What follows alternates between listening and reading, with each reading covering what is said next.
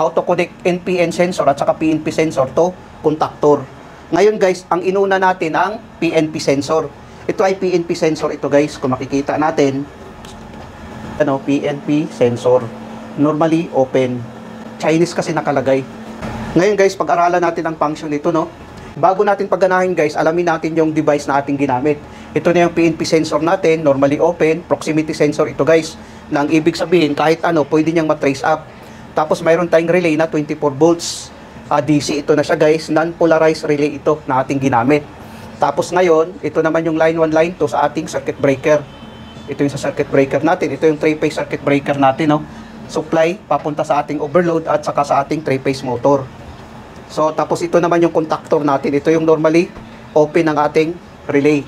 Ngayon guys, pag magkakaroon to ng power supply, ang line 1 at saka line 2, magkakaroon to ng power supply guys, no? Ang ating power supply from 220 volts input, ang output niya 24 volts DC. Magkakaroon ng power ngayon ng ating sensor. Ngayon, pag makasense itong sensor natin, mag-activate itong relay, no? Pag-activate ng relay, magko-close ang contact nitong relay, gagana ngayon ang magnetic contactor natin, mag-close din ang contact nito guys, no? Sa taas. Dito, magko-close ang contact nito dito.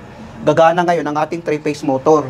Ngayon, pag hindi makasense itong sensor natin guys, mag-open ang contact nito. Pag open ang contact niyan, mamamatay ang ating contactor, mag-open din ang contact dito guys, no? Mamamatay din ang ating 3-phase motor pag i-on natin tong circuit breaker, pag magkaroon ng power supply.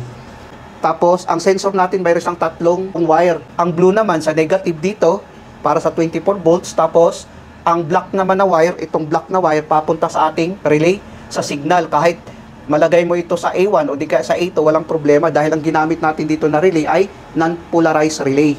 Tapos, ang A1 naman ng ating relay papunta sa negative. Nakakonect sa negative. Dito sa blue.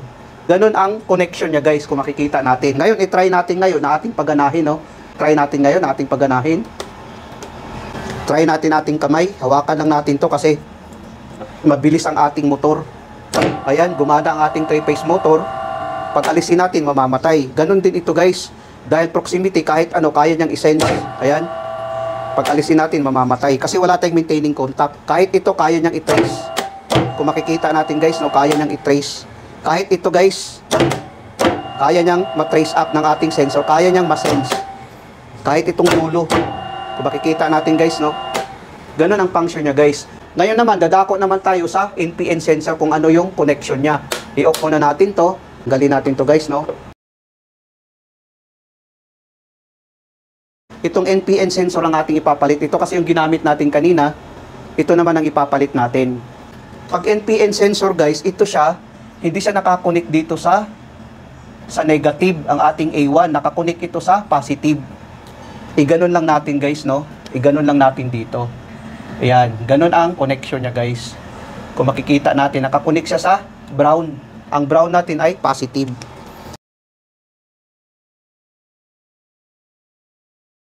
Pinapakita ko lang, at least alam din ng mga baguhan kung paano i-connect. Ganon pa rin ang function nun guys. Pag makasense ito, mag-close ito, gagana ang magnetic contactor natin. Mag-close ito, gagana ang 3-phase motor. Ito, try natin i-on, no? On natin, on din natin to. Ayan, kung makikita natin guys. Kung makikita natin, no? Gumana sa kahit ano guys, pwede niyang masense. Katulad din ng PNP sensor.